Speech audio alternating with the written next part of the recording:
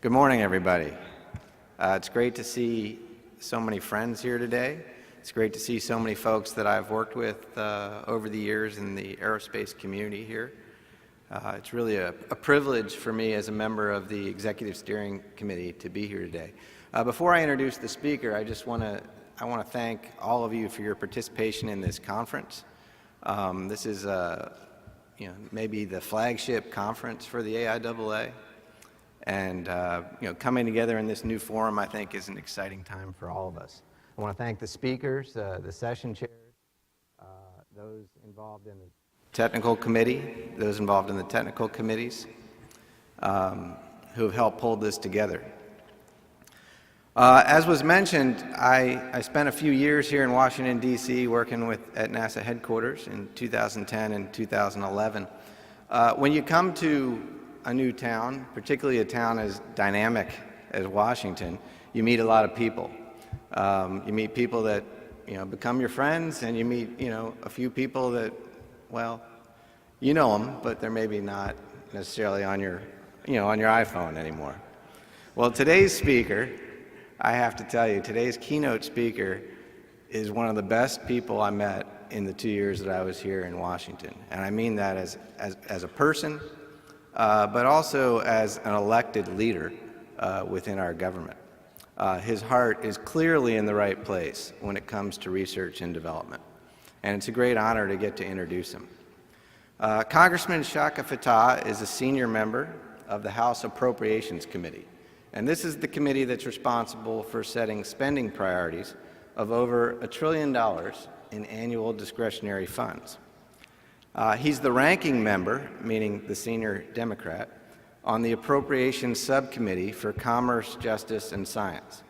The CJS subcommittee oversees a little more than $50 billion in discretionary spending for the Departments of Commerce and Justice, for NASA, for the National Science Foundation, and also provides oversight and funding for the FBI, for NOAA, and for the White House Office of Science, Technology, and Policy. So clearly, as the ranking member for that committee, he's intensely focused on the importance of federal investments in science and technology in this nation. Congressman Fattah also serves as the co-chair of the Congressional Urban Caucus and of the House Science and National Lab Caucuses and the Job Corps Caucus. He's been the principal sponsor on a number of legislations that deal with federal investment in manufacturing innovation. In fact, he continues to work to add more to the over $300 million he's already secured for various new programs to help grow our manufacturing base in this country. He's been a key sponsor in programs like the Advanced Manufacturing Technology Consortia, and most recently, the Advanced Manufacturing Initiative. Congressman Fattah is serving in his 10th term in the U.S. House of Representatives, and I can tell you from visiting his district with him, he's beloved by his constituents. He's beloved for his focus on this country and for doing what's best for this country.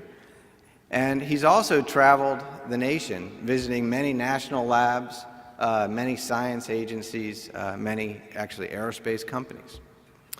In addition to science and technology, Congressman Fattah has been a lifelong advocate for children and for education, and he's sponsored numerous educational programs and initiatives, including Gear Up, youth mentoring programs, and a number of STEM educational activities. So please join me in welcoming Congressman Chaka Fattah to the stage.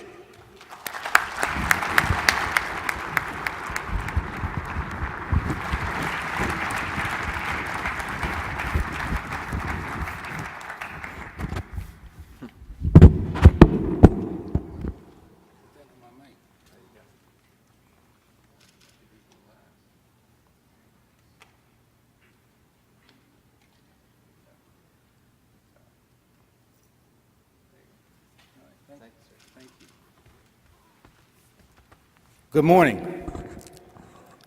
Good morning. It is an absolute honor to be here with you at this inaugural gathering. And I want to thank the President, Mike Griffin, for his welcome, his gracious welcome this morning.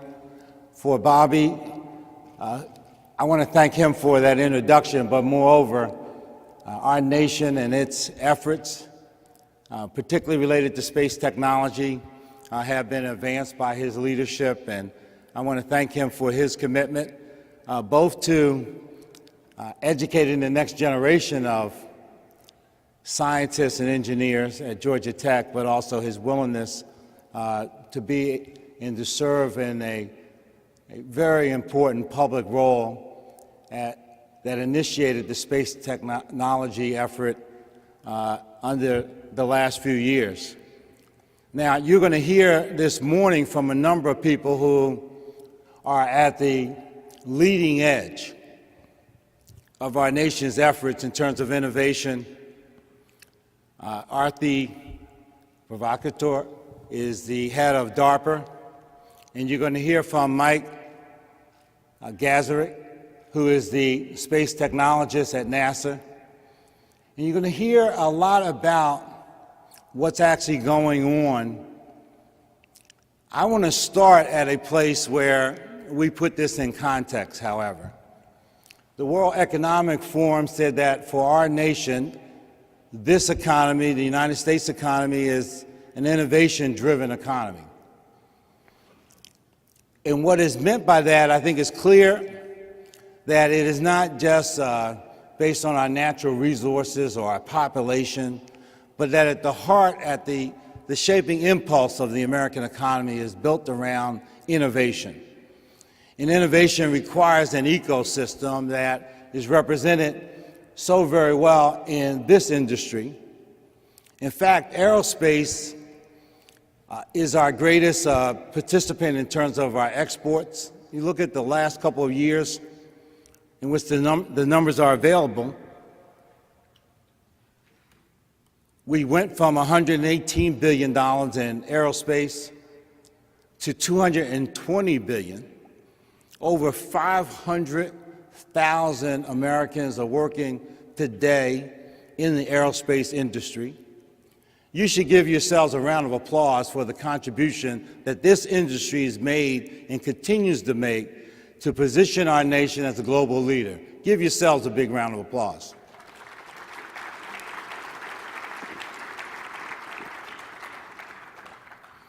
Now, President John F. Kennedy appeared at Rice University in the early 1960s, and he said that our nation was going to land a man on the moon and bring him back to Earth safely.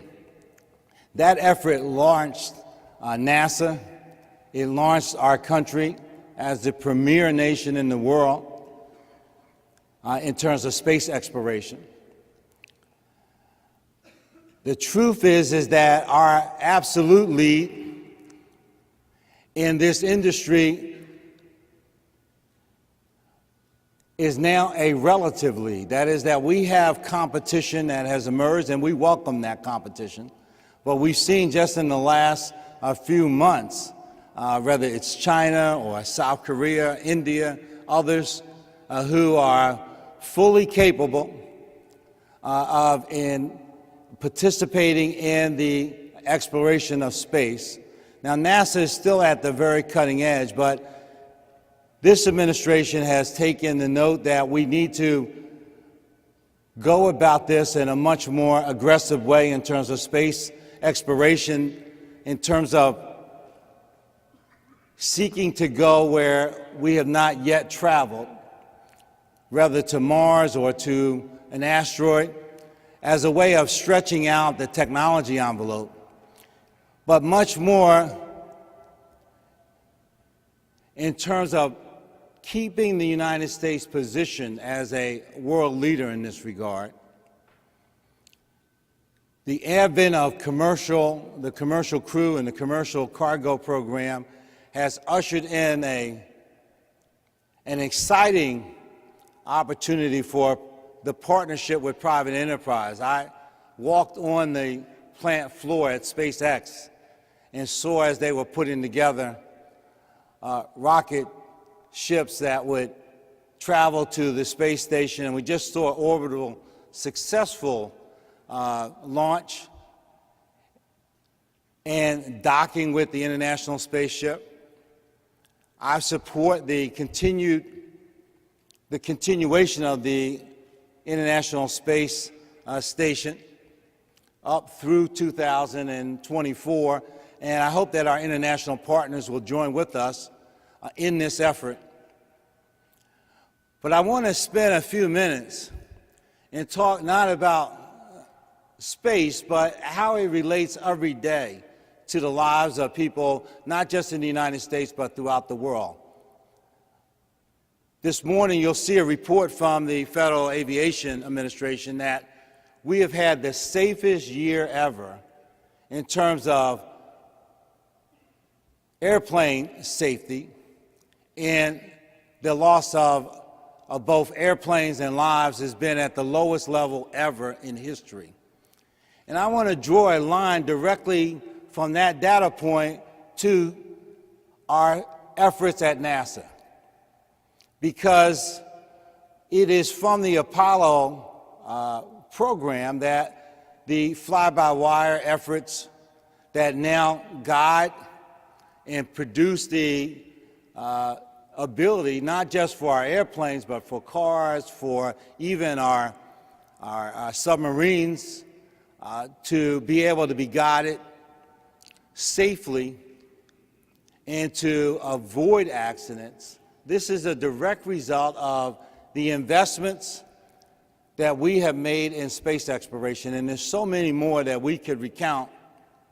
But I think that whether it is when our teenagers are listening to music, or rather those who are deaf are able to hear through implanted devices, we could run through the whole range. But let me just tell you a personal example. I had an unfortunate circumstance where an immediate member of my family had to have an MRI just a few days ago.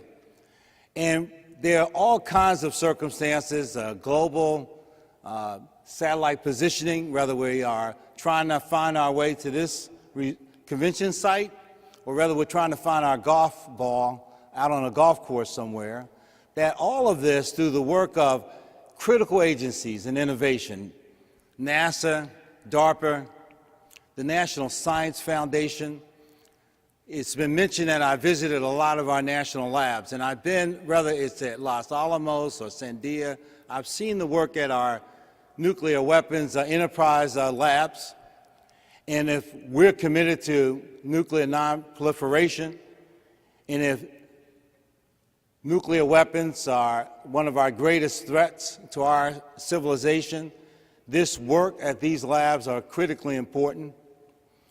But I've also seen the work at the Aragon lab in terms of batteries, and I could go through the laundry list of the great work that's taking place at our national labs, but needless to say, they represent part of the ecosystem that's critical to our country being able to position itself for continued leadership in cooperation with other nations around the world. So when we see the hope that is evident in innovation in terms of dealing with some of the grand challenges in the world, Abundance, which is a great book that outlines how through technology and innovation we can truly have an impact on all of humankind, and we see it every single day, that in aerospace, not only is it benefited in terms of safety, but efficiency. We know through traveling through our airports that there's a lot more volume, but we've been able to manage that efficiently because of innovation. So I think that for the federal perspective, we need to continue to make investments. And it's interesting because in this town, when we say investments, some people say, well, you know, we just want to continue to spend taxpayers' money. Well, the fact of the matter is that investments in science and innovation are at the core of what has positioned our nation up until this moment. And we have to make these investments. When we debate a $7 billion budget for the National Science Foundation and ignore a small country like Singapore investing equal sums in their National Science Foundation, we sell our own country short. DARPA, in its budget, which is playing a critical role, and I want to thank Arthi for the work that they're doing. It just had a great robotics competition, but I'm especially appreciative of the work they're doing on the Brain Initiative. And their budget is just a small fraction, some $3 billion. But it is, I think, renowned throughout all of industry that DARPA is at the very cutting edge of innovation in a whole range of activities. So we need to continue to argue that these investments are important. Our national labs, which a lot of Americans are not going to be able a chance to be able to see up front and close. But when I was on the floor of the Jet Propulsion Laboratory when the Mars rover landed safely and intact on Mars after an 8.5-month travel to Mars, I think that throughout our country, there was an extraordinary appreciation for the ability that we have to be able to take on difficult tasks. Now, President Obama said that when we're looking to make cuts, as if we were trying to lighten the load on an airplane, the idea that the first thing you want to toss out is the engine is not the best approach. The engine of our economy is innovation. So we should not be making reckless cuts to R&D, basic scientific research that the federal government's engaged in which the private sector has benefited from, but the private sector is not in a position to take on research or to take on the very cutting edge of this research in which the idea of a profit or a market is not yet established. But this is an area where the government has played the role and needs to continue to play this role. And so when we think about the challenges that we face, as you gather here, your industry has contributed so mightily to our economy. And you're at the very, you're really at the point of the spear in terms of our efforts to increase our exports and to also build an economy in which the ability to create markets and to access these markets are available safely and efficiently.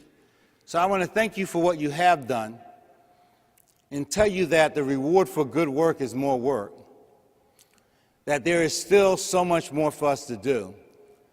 I went out to Seattle, to Everett, to look at the work that was being done by Boeing, building the Dreamliner. And you see that here's a plane in which the composite materials that are involved would not exist without federal investment in science and new materials. But you see tens of thousands of people working. You see planes that orders a backlog for almost a decade. There's work to be done, not just in terms of building those new planes, but in thinking anew about our entire efforts. Pratt Whitney, I visited their engine plant out in East Hartford and saw this pure power engine.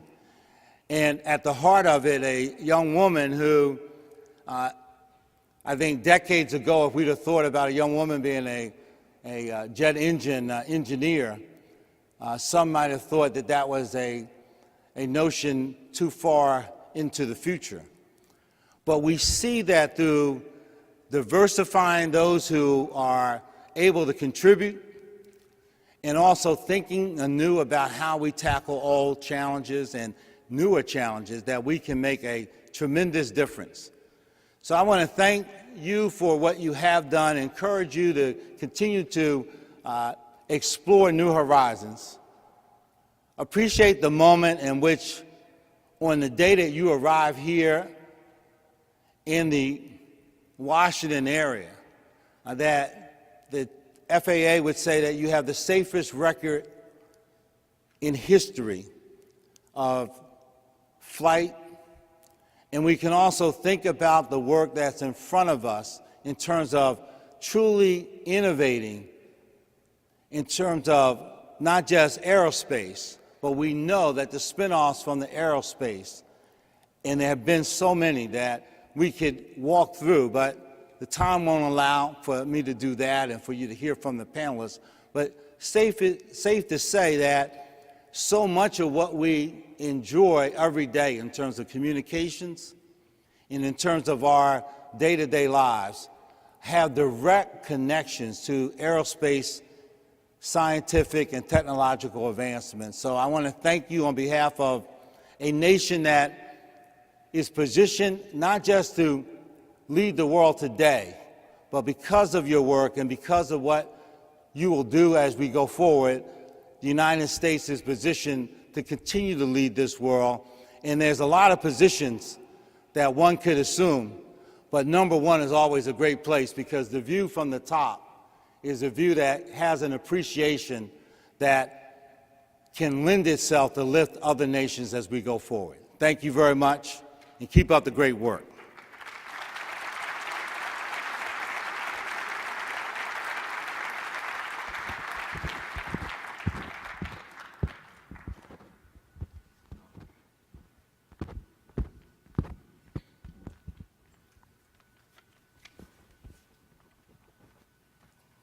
Yeah, so we have time for a few questions, and I was remiss in not stating earlier that the format for this morning's session is there are folks walking around with little cards, little index cards, and if you have a question either for the congressman or for the panelists in the coming moments, just jot it down on one of these index cards, and there'll be folks that'll run them up here to me, and I'll read the questions for folks. So. You should be looking for these cards if you have a question. I have one that was already handed to me for the congressman, sir. The question is, what's in your view, what's the forecast for enhanced R&D funding in today's budget environment with significant deficits? In 1983. A guy who graduated from the best high school in the world, Overbrook, Guy in Beaufort, was on the shuttle mission. It inspired me from that moment forward to be interested in these matters. I think that what we need to do is have our country inspired by the work that's being done.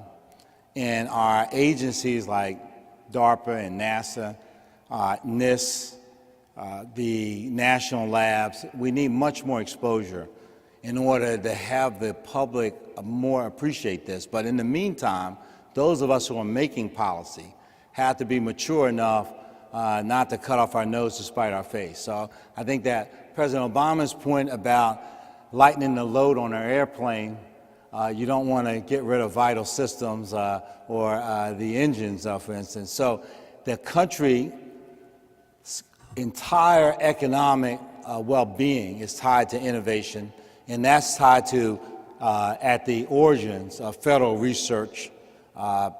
So it has dropped as a percentage of our GDP. It's dropped as a percentage of our federal budget. I think that you're going to see, as we go forward in the immediate future, we're going to take a vote this week, for instance, on an appropriations bill, that I think is going to see us moving in the right direction. But we have a much longer way to go in terms of this, and we put together now a bipartisan group of members in the Science and National Labs Caucus.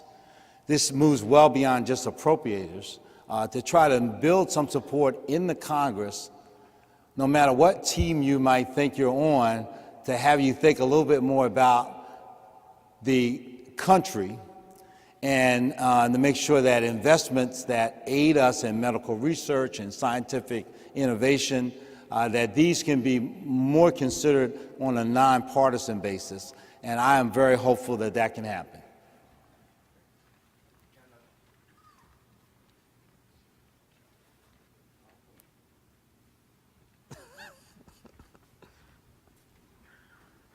Really? Front and back, really? Hang on a second.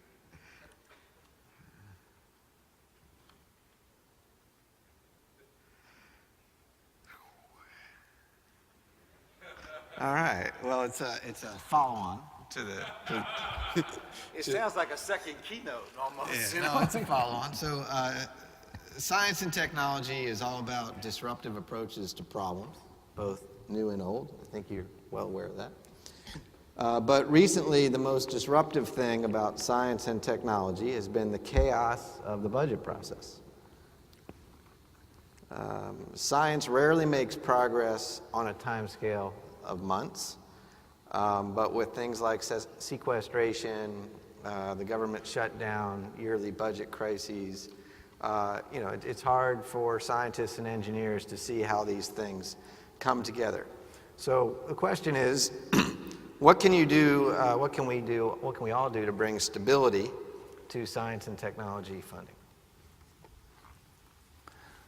I think it was Warren Buffett who says, you should find someone who has done what you're trying to do and get the recipe and follow it, right? So, for instance, you see the European Union has set up a science and investment portfolio or fund that's got a 7-year duration to it.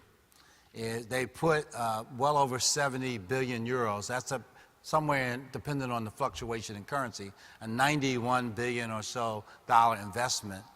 They picked out 6 grand areas for investment in science and innovation, and they've made a commitment to fund it for 7 years. And in order to do this, they had to get 28 nations to agree unanimously. We should be able to get a majority of members of the United States Congress and the Senate and the administration together on what are the critical areas that we need to be investing in as a nation. I was at Oak Ridge, and we see the supercomputer there. Well, we know that our economic competitors in China are going to have the fastest computers unless we are willing to make the investments in order to stay out front, right? So the country, and shouldn't be a partisan issue. There shouldn't be a whole lot of confusion about whether we want to have the most powerful computers. This is the nation where computers were invented. And so we got to think about this in a way that puts the country's interests first. And I think we have to talk to the American people in a way in which we are not politicizing investment in innovation and in science. So I think that the outlook is possible mainly because of the competition. That is to say that we have, based on the last census, 317 million people. We're now competing with nations that have 1 billion plus populations, India and China. And I think competition is the best thing in the world. But it's clear that, on a per person basis, we are slightly outnumbered. And we have to decide that if where we can make the difference is in this 4% of our workforce that are scientists and engineers, they have to have the tools that position them to be able to invent new widgets and gadgets. Now, I think we got to tie to self-interest a little bit more as a nation. I've pushed legislation that I think we're going to have major progress on that would say that where we have federal investment in science and it leads to new products, that those new products, the licensing agreements, should tie those new products to the manufacturing being done here in the United States of America. Now, I think we should have some common sense policies like that, but we need to bring everybody to the table. So I think we can make progress, and I think the competition is going to drive us to do that, and maybe we'll be able to push some of the partisan impulses to the side.